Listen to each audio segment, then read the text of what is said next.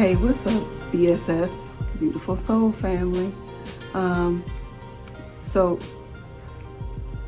today I'm just going to read. I'm just going to read because if I don't just read this today, I'm going to spend the next 3 days editing, because that's something that I'm overcoming, is this need for everything to be just right. And I tell you what, it really just keeps me from sharing, from getting the message out. And today I hear Spirit saying, don't do all that. Just speak. Just say what I told you, right? So today I'm gonna read it. That way I don't have to do a whole lot of editing. So I call this this segment "Upset the Setup," and I was given that idea, that title, a couple of years ago, and told that I need to speak on that I need to share ways that we have been set up, conditioned, programmed, okay? And that I needed to share ways that I have upset some of those setups. So I'm doing that. This is Upset the Setup. And today, the setup is doing too much, dimming our light. All right? That's the setup. When you hear the words, you're doing too much, 9 times out of 10, or most and gently, as my grandmama used to say,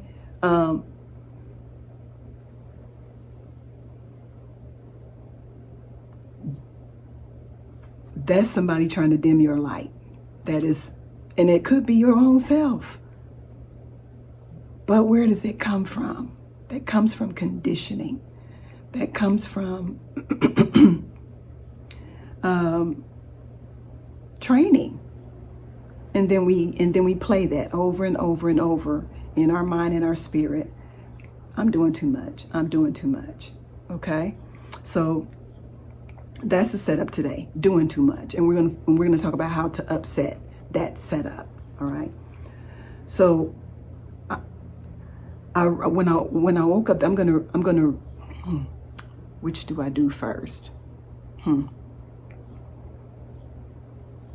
I'm gonna do this first, because this is how it came to me. So I'm just gonna read my journaling after my meditation this morning.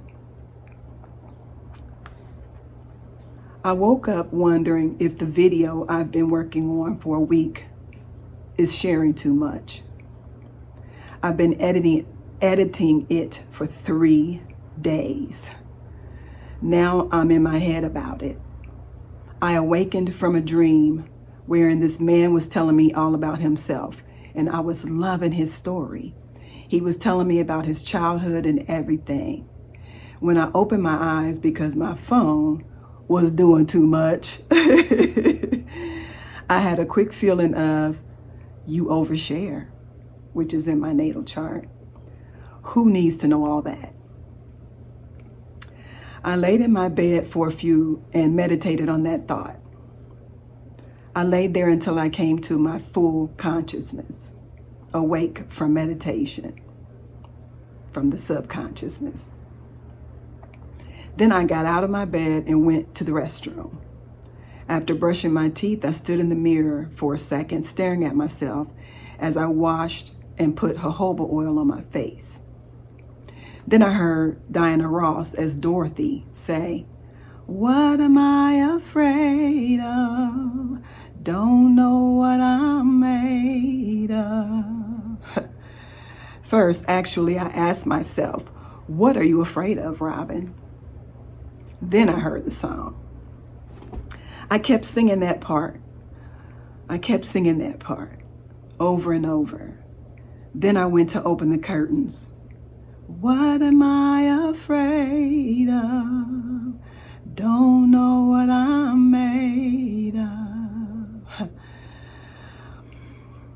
I went to open the curtains fell down, and I had to do a little work to put them back up. It just came to me that those are room darkening curtains. They block out all the light. I need them because I often go to bed after sunrise. They fell down. It was a message to me. Let the light shine. Let it shine in. Then I heard, can I go on not knowing? Another line from that song in The Wiz. Dorothy had to step out into the unknown to know herself deeply, fully. She had to conquer her fears. She had to go through a journey to the Emerald City, green, heart chakra, in search of home, only to find that home was herself. And she didn't need to depend on the outside world, a fake whiz, to help her get home. She had the ability to get home on her own. Home was herself. She had to reside, live, be at peace, comfortable in herself. And I wrote Sampa because Sampa the Great, one of my favorite artists, musicians, sings a song with that line, home is myself. So I asked myself again, Robin, what are you afraid of? You know what you're made of. You can't go back to not knowing. It's not possible. Follow the promptings of the Spirit. Be just so you know. Again, today. You'll be fine. You'll be better than fine. You'll be great. Stay on the mission. Shine the light. Demonstrate trust, growth, connection to Spirit. Uplift. Be true to you. Which is a tattoo that I have put on my wrist to remind myself. You are unique. You have a unique gift to share. So the BSF can continue the work of transforming our realities. There's no room for fear. You are secure from the inside out. Go. And so I will finish this project and release it to the world because I am being prompted to do so, and I am following the promptings of the Spirit.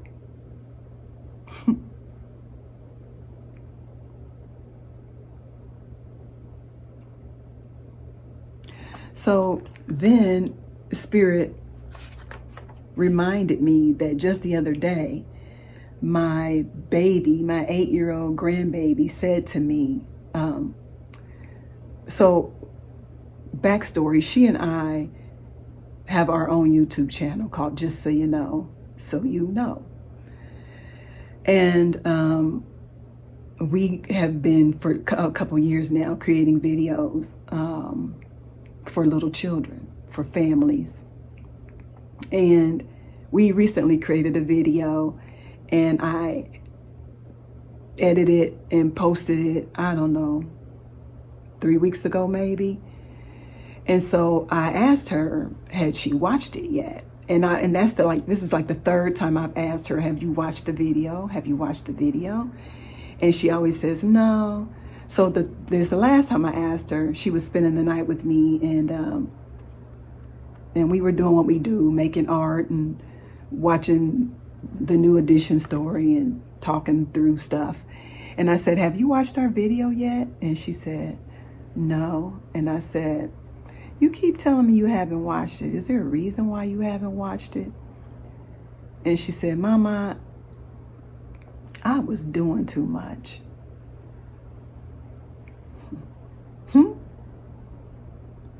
8 years old. I said, you were doing too much? What do you mean? And she said, I was just doing too much. I don't like the way I was acting.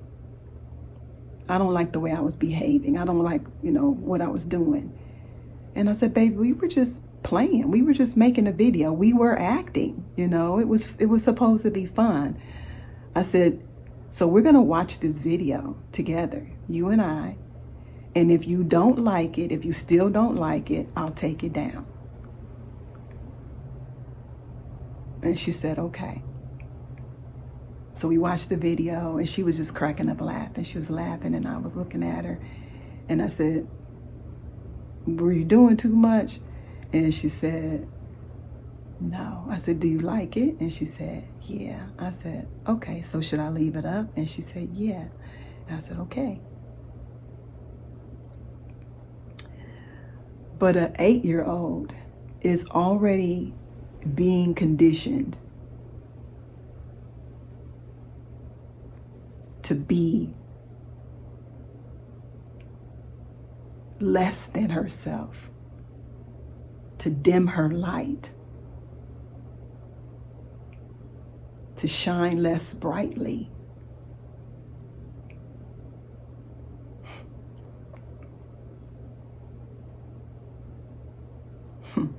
To be less visible. So that's what I wrote here. That's what Spirit gave to me.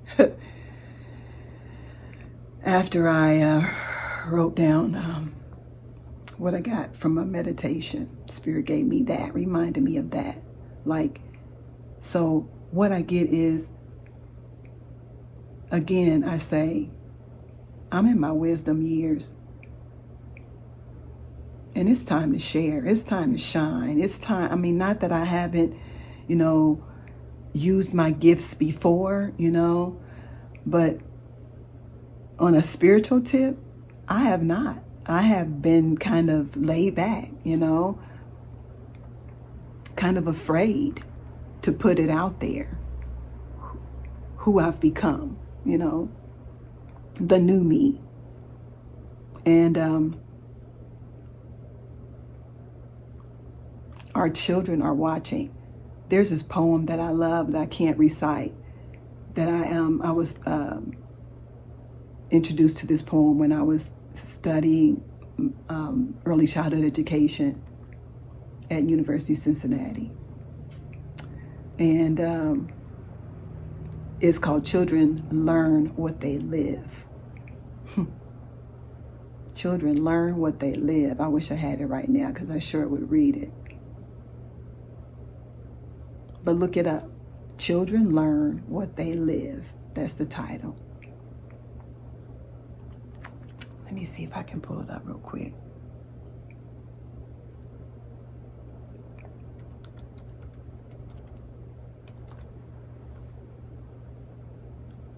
Here it is. Children learn what they live. Actually, it's a book. But part of it's been made into a poem. So this is a book by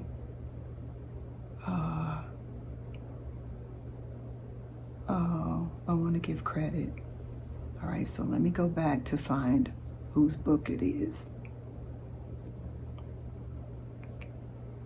Children Learn What They Live is a book by Dorothy Nolt and Rachel Harris. All right, but here's an excerpt that is commonly shared in early childhood spaces. Children learn what they live. If they live with criticism, they learn to condemn. If they live with hostility, they learn to fight. If children live with fear, they learn to be apprehensive. If children live with pity, they learn to feel sorry for themselves. If children live with ridicule, they learn to feel shy. If children live with jealousy, they learn to feel envy. If children live with shame, they learn to feel guilty. If children live with encouragement, they learn confidence. If children live with tolerance, they learn patience. If children live with praise, they learn appreciation. If children live with acceptance, they learn to love. If children live with approval, they learn to like themselves. If children live with recognition, they learn it's good to have a goal. If children live with sharing, they learn generosity. If children live with honesty, they learn truthfulness. If children live with fairness, they learn justice. If children live with kindness and consideration, they learn respect. If children live with security, they learn to have faith in themselves and in those around them. Let me read that part again. If children live with security, they learn to have faith in themselves and in those around them. If children live with friendliness, they learn the world is a nice place in which to live.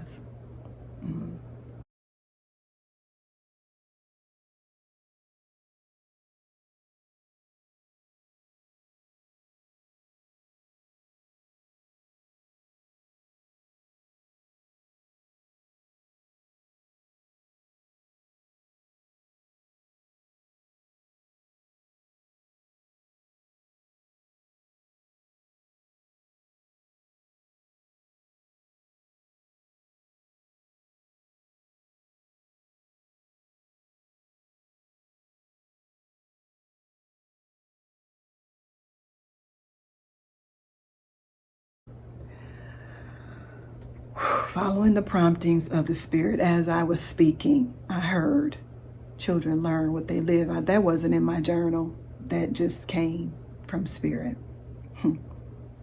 Thank you.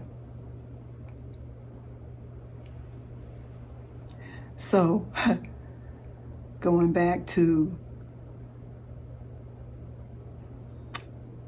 the story about my little one,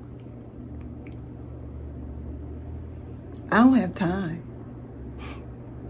I tell my students in my courses all the time, I don't have time. I don't have time for niceties. I don't have time for fear. I don't have time. I've been through all of that. And it doesn't change anything. It's time for revolutionary love. The babies are watching. They're watching.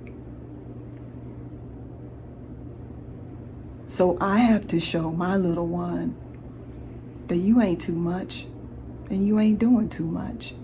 I have to live that. I have to embody that, which means I got to get out of my head and post that dang video. Quit editing it and just post it. 3 days. Do you know how many things Spirit has given me to share in 3 days while I was sitting there making it perfect? Gotta stop, Robin. Gotta stop. Children learn what they live. She is watching me. They are watching us. And they will learn what they live. They will learn what we live in front of them. So here's to you, baby girl. Mama's just gonna go ahead and be too much. I'm just gonna go ahead and do too much. It's not too much. It's just me being me. It's just me being, sharing the gifts that were given to me. And it's not too much. So, upsetting the setup.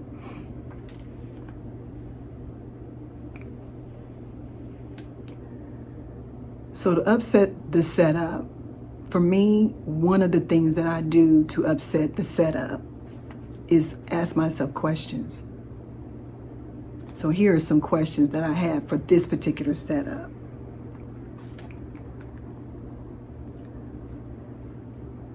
Who does my silence serve? Who benefits from me being inauthentic?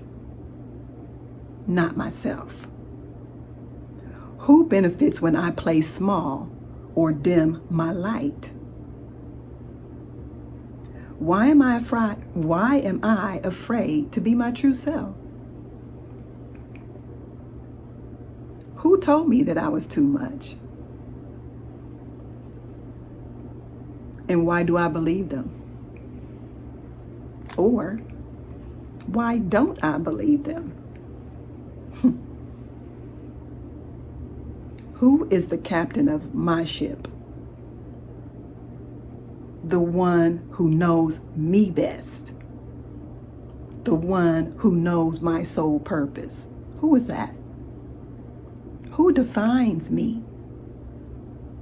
What other questions do you have for spirit on that topic of doing too much? On that setup of doing too much. Okay, so ask your questions. Ask your questions of yourself, of your higher self, of your spirit team. Ask those questions. What does it mean? Doing too much. What does that mean to me? What does that look like? Why am I even thinking, ask your questions. And then go into meditation, stillness and silence, and get the answers to your questions. And then write them down. Write them down in your journal or capture them on a voice memo. That's what I use. I use both. And then stay connected. Stay connected to your source as you work through that setup, as you undo it, as you dismantle it, as you pick it apart. Stay connected to source, because that's where you're going to get the power you need to even ask the real questions, to get to the root. That's where you're going to get the power to hear and get the answers. That's where you're going to get the power to do the next part, which is act. You're going to act on the new information that you get from your session with yourself, with your higher self, with your spirit team. You're going to act on it. You're going to change your behavior based on the information that you get. The information. You're going to get information in alignment with spirit about doing too much. And then you're going to act on that. Upset the setup, doing too much, dimming your light. And you're going to act following the promptings of the spirit. Shout out to Ralph Smart, and we ain't even had breakfast yet. Ha! Sorry, Ralph, I don't want to steal your stuff. I'm going to change it. I ain't even had water yet, because I don't eat breakfast. I drink my water. But I hadn't even had my water yet. Spirit just started talking, started responding to me in my meditation. And then, after all of that was written down and I was prepared to share this, I heard our deepest fear. And so I was prompted, following the prompting of the Spirit. I looked up this poem by Marianne Williamson, Our Deepest Fear. And I'm going to close with that. I feel like my daddy.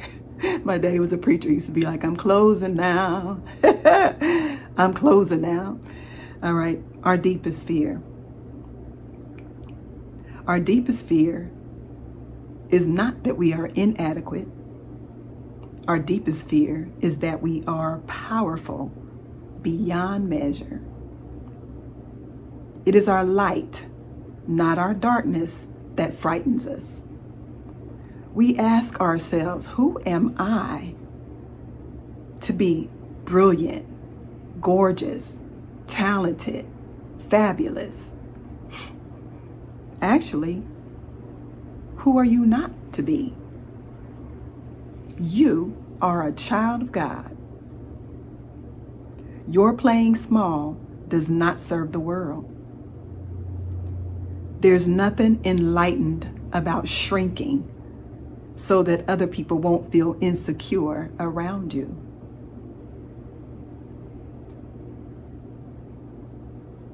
We are all meant to shine, as children do. We were born to make manifest the glory of God that is within us. It's not just in some of us, soul family. It is in everyone. And as we let our own light shine, we unconsciously give other people the permission to do the same. As we are liberated from our own fear, our presence automatically liberates others. Bam.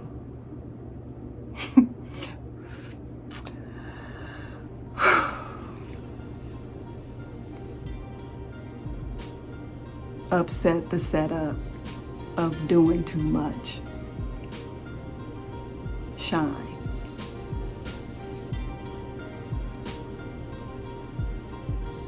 I love you. I do.